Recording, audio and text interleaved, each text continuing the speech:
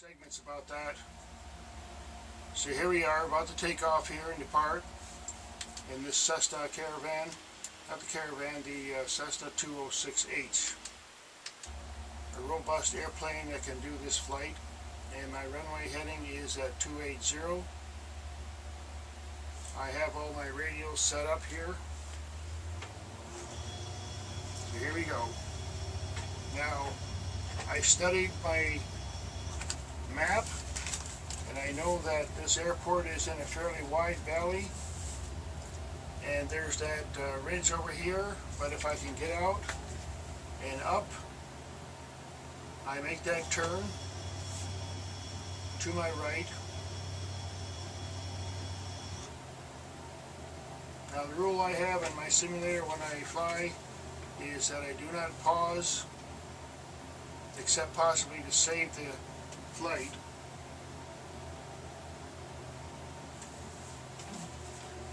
And I don't show the external view.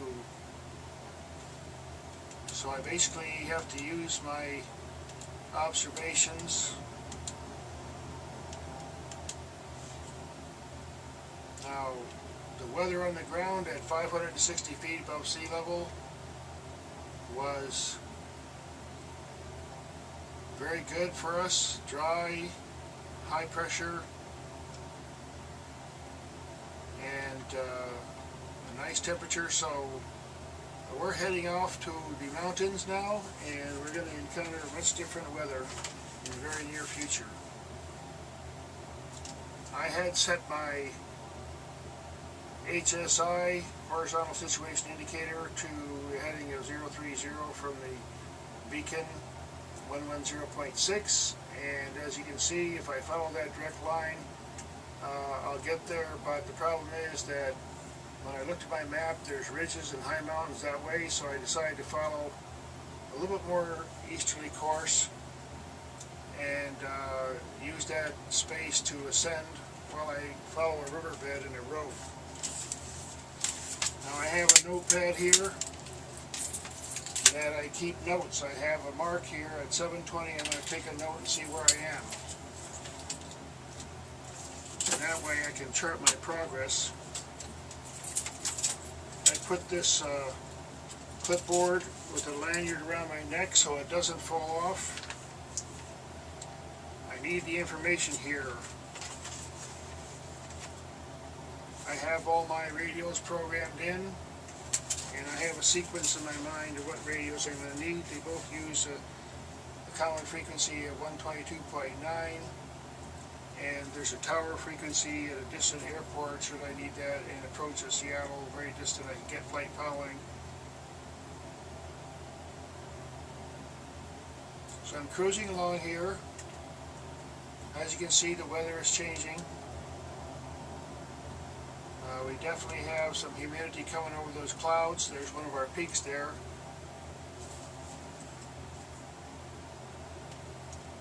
So now I've gotten a pretty good altitude now, 4,000 feet. Check my barometer.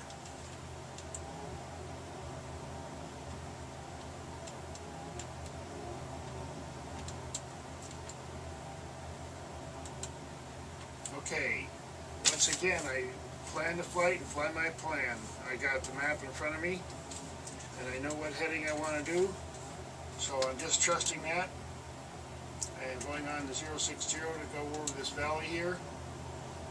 Gives me some space down below me, and I'm tracking the terrain against my observation on the map and outside the window here. See if I'm on track here. What should I be seeing?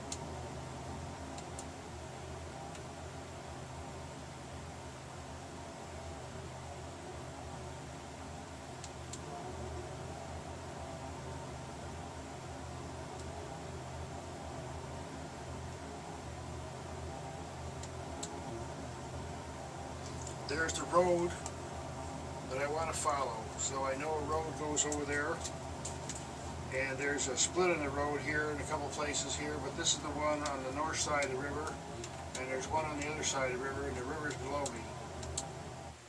Okay, so now we're further along in the progress of our flight, and I've noticed that I've calculated my location, and because of the clouds and not familiar with the territory, I have gone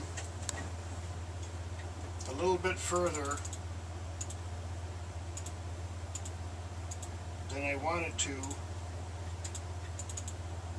but I have my VFR set now. I'm picking up a good signal, so I'm going to turn and follow the course right in. Now,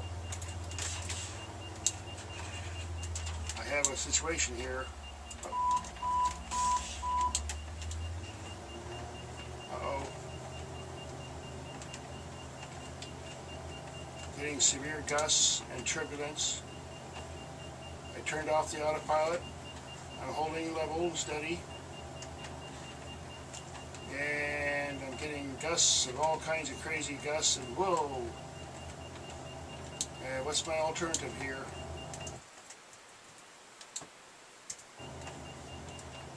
Okay, now I need to stabilize. So if I need to pick up speed, and I'm in a stall situation here, I'm going to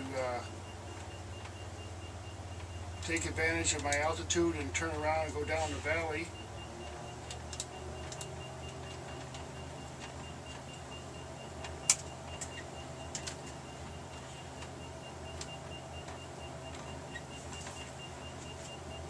Not sure what the buzzer is all about, but I have an emergency here, sort of. And I'm stabilized. I'm at 80 knots. And I'm not sure. Okay, what's my options here?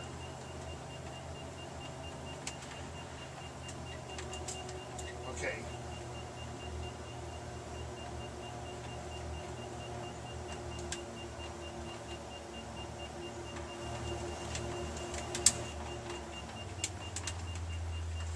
Okay.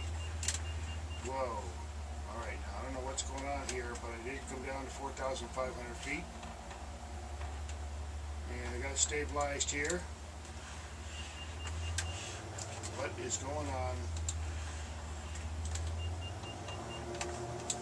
Try to climb. Okay, can't climb. Where's my airport now? Alright, now.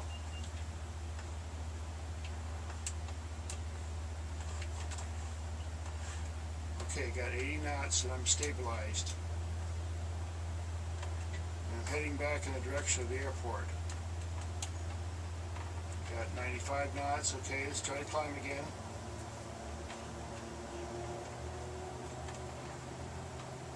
Having extra altitude is a really good thing if you can get it, so as long as the power's on, I'm going to get some. To 80 knots, 75 knots, okay, not too much. Now, let's see if I can climb again. Now, this is where practice in a simulator can really help. What I do in a situation like this. Now, definitely could be icing, and I look at my control panel there and I turn on my de-icing, assuming this aircraft has it. Okay, now I regained my strength here. I'm going to do a full power. This is where you burn up that fuel.